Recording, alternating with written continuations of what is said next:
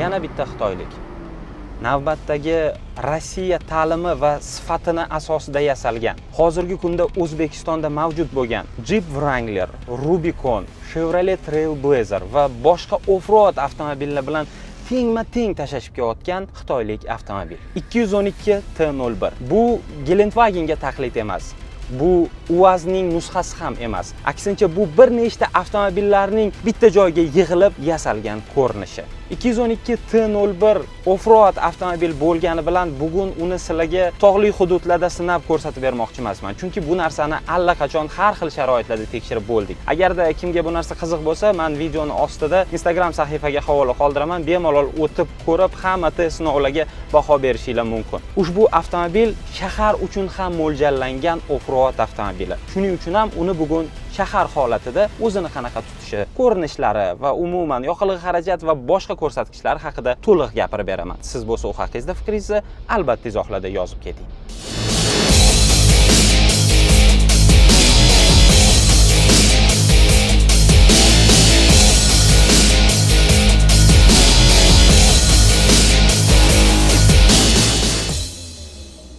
Bu mashinani ko'pchilik arzon gelik deb atamoqda, lekin men bu fikrga qo'shilmayman. Chunki gelikda bor narsalarni bu mashinadan topa olmaysiz. Narxi ham shunga yarasha. Shuning uchun uni gelikka arzon alternativasi sifatida taqqoslash menimcha noto'g'ri narsa. Bilaman, hammaga uni narxi qiziq.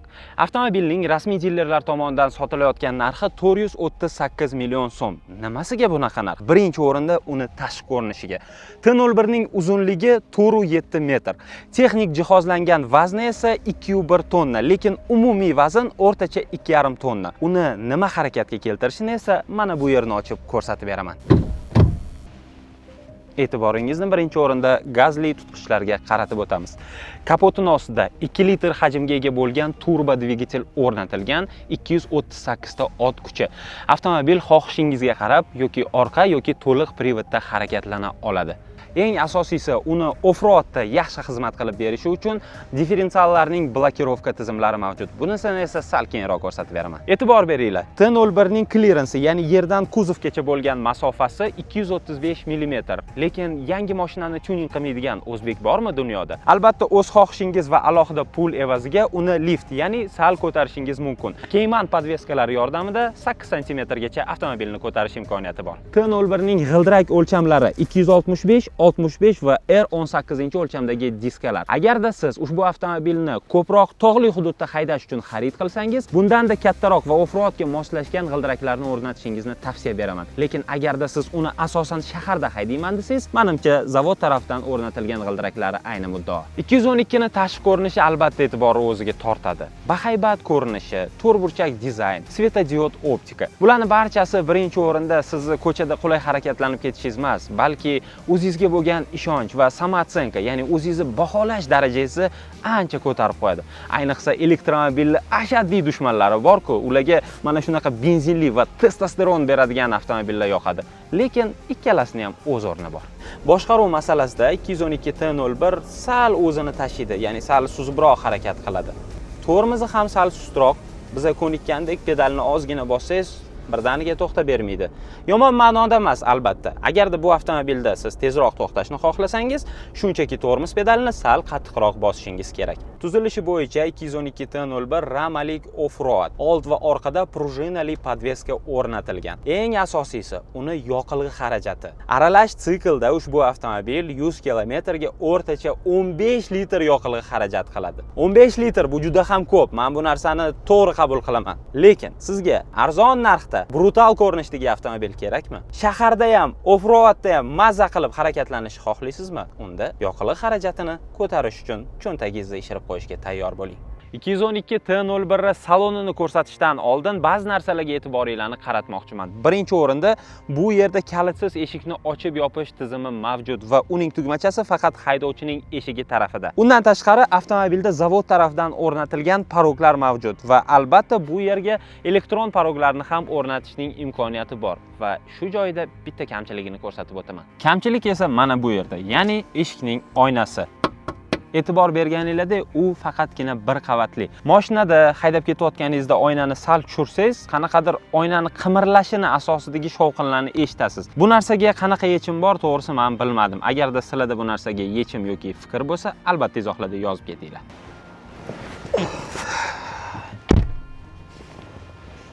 Saloni haqiqiy offroadlarga xos dizaynda ishlab chiqarilgan. Sifati yaxshi, charm bilan qoplangan o'rindiqlar, elektr privodda sozlanadi. Ikkala old o'rindiqda ham isitish tizimi mavjud. Isitish tizimi rulga ham o'rnatilgan. Faqatgina haydovchining o'rindig'ida masaji bor. Tom mato bilan qoplangan, qora rangda, salonni dizayniga xos va albatta luki ham mavjud. Markazda zamon talabi bo'lgan 12,5 dyuymli multimedia displey o'rnatilgan. Ishlash darajasi o'rtacha. Bu yerdan avtomobilning harakatlanish rejimlarini sozlashingiz mumkin. Ya'ni qorli, tog'li, qumli joylarda yurishi. Undan tashqari 360 darajali kamera, telefonni Bluetooth orqali ulash imkoniyati va hokazo narsalarni aynan shu yerdan boshqarasiz. Rulning orqa tarafida esa 10 dyuymli uskunalar paneli o'rnatilgan va rangli, yaxshi ishlangan. Rulning o'zi multi-rul, tugmachalari bor, sensorlardan voz kechilgan. Menga eng yoqqan narsa ushbu avtomobilda markaziy displeyi ostki tarafida fizik tugmachalar o'rnatilgan. O'zingizlar bilasizlar, tog'li hududlarda offroadga chiqqan sayohatchilarimiz multimedia displeyi orqali mashinani boshqarishlari juda ham noqulay. Bunga albatta tugmachalar kerak. Bu yerda iqlimni nazorat qilish tizimi, avtomobilning rejimlari, eko, sport, komfort va boshqa tizimlarni boshqarish, avtomobilni orqa yoki to'liq privodga o'tkazish, pastki darajalarda harakatlanish rejimi va eng asosiysi, boya aytib o'tganimdek, blokirovka tugmachalari ham o'rnatilgan. Hayotgancha, yana bu yerda avtomobilni tepalikdan tushishda yordam beruvchi rejim ham bor. E'tibor bergan bo'lsanglar, avtomobilning saloni qora va xrom detallar kombinatsiyasida ishlangan. Offroadni yanada ko'proq eslatib turishi uchun bu yerda chiqish, tushish uchun yordamchi tutqichlar ham mavjud. Bu narsani avtomobilda ikkita old stoykasi va old yo'lovchini to'g'risida ham uchratishimiz mumkin. Markaziy konsolda simsiz quvvatlash tizimini uchratamiz va eng o'rtasida korobka передач, ya'ni uzatmalar qutisining joystiki. Hayotgancha bu yerda 8 pog'onalik avtomat korobka o'rnatilgan. Qolgani esa standart bo'yicha stakan qo'yish uchun joy va albatta bar. Orqa salon maksimal darajada sodda, ortiqcha narsalari yo'q. Bo'yim 1.84, old o'rindig'i o'zimga moslab qo'yganman va orqa tarafga o'tirganimda tizzamni oldida yana bir mush joy bor. O'ylashim bo'yicha ikkita odam bemalol ketadi, lekin uchinchi odam qiynalib qoladi, chunki pastda ozgina tonnel ham bor. Lekin o'z tajribamdan kelib chiqib shu narsani aytmoqchimanki, agarda sizlar bu mashinada oilaviy offroadga chiqadigan bo'lsanglar, hech qachon orqa salonga o'tirmanglar, chunki sakrab ketasizlar va boshinglarni tomga urib olishinglar mumkin. Lekin to'g'ri o'tirganinglarda tomi balangina, boshinglar tegmaydi, bemalol harakatlanib ketishinglar mumkin. Qulayliklardan bo'lsa, avtomobilga chiqish uchun o'rta stoykada tutqichlar, stakan va tirsak qo'yish uchun joy va telefonlarni quvvatlash uchun USB Type-C razyomlari o'rnatib qo'yilgan.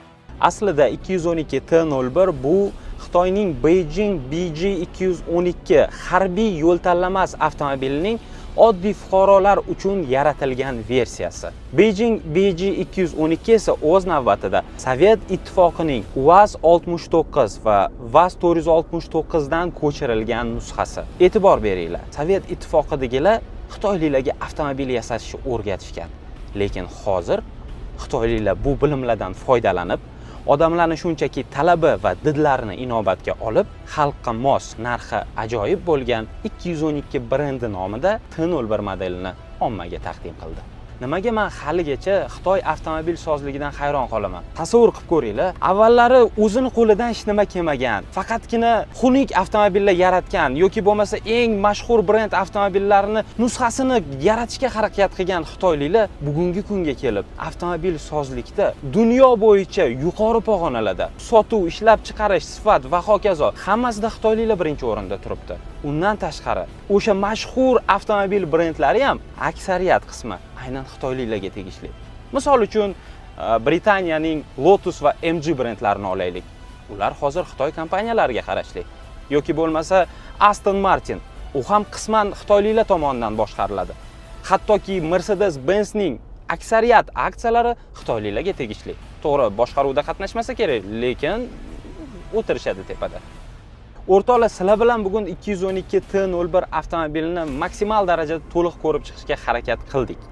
Umumiy xulosa qiladigan bo'lsak, $36,500 ga bu brend avtomobili to'g'risi yetarli darajada qulaylik beradi.